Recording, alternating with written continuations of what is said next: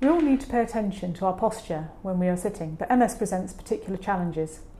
If you have weakness, stiffness and fatigue, it's hard to maintain good posture, but it's also all the more important to avoid worsening of these problems. The good news is there are some simple things that you can do to ensure you sit well and comfortably. Let's start with the back and pelvis. The spine is designed in an S-shaped position. It is strongest and works best in this neutral position. Core muscles in your back and your abdomen keep your back and your pelvis in this normal S-shaped position and help you maintain a good posture. But if they are weak, the spine loses its neutral shape. This can result in too big a curve in your back, or slouching and flattening of the spinal curve. This can also cause neck and back strain. If you slouch or stoop, your head also tends to jut forward rather than sitting in line with your shoulders.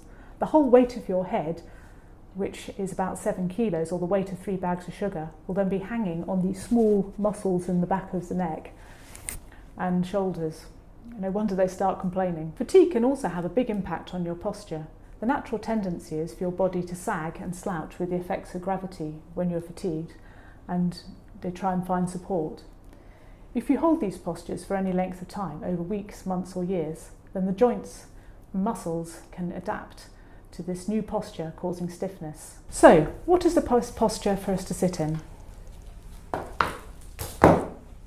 When you're sitting, try and run through a mental checklist. You could even try it now. Starting with your head and working down, think, am I holding my head forward of the shoulders or to one side? Is my chin jutting forward? Are my shoulders hunched? Is my spine in a more C shape than an S shape? This can put your back under strain. Are my knees lower than my hips? An easy way to check to see whether your bottom has slipped forward in the chair, on the seat, and knees are knocking together. This tends to happen over time in this position. Are my knees higher than my hips? When sitting with your knees higher than your hips, the spine tends to become C-shaped and the knees can easily fall to one side, leading to a twisted pelvis. Am I sitting with my weight on one side of my bottom? Cross legs or sagging to one side will do this and put the strain on your back. You can correct your posture when you're sitting as you run through your checklist. Want to do that with me now? Yes. From bottom to top, let's sit well back in the chair with your feet flat on the floor. Now, let's get those legs in the right position. Ankles, knees and hips should all be at 90 degrees. At this stage, you might want to swap chairs or grab some cushions if your seat is too high or too low. Sitting comfortably? Yes. Just have a little wriggle around and make sure you're sitting on the bony points of your bottom, and make sure that the pelvis is directly under the points of the shoulders. This should give you a curve in your low back. Oh, and check that your body weight now is equal on both bottom cheeks. Time to make sure your shoulders are relaxed down and back. Now bring the head into midline, on top of and in line with the shoulders. Finally, tuck your chin in.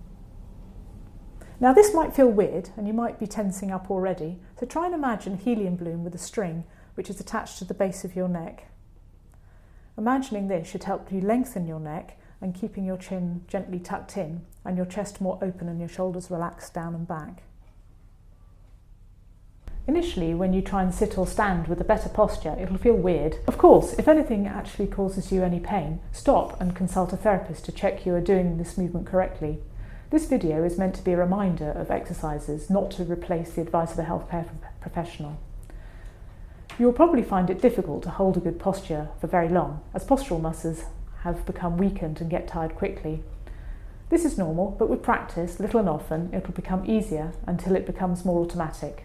The first step is to better posture is awareness that it needs improving.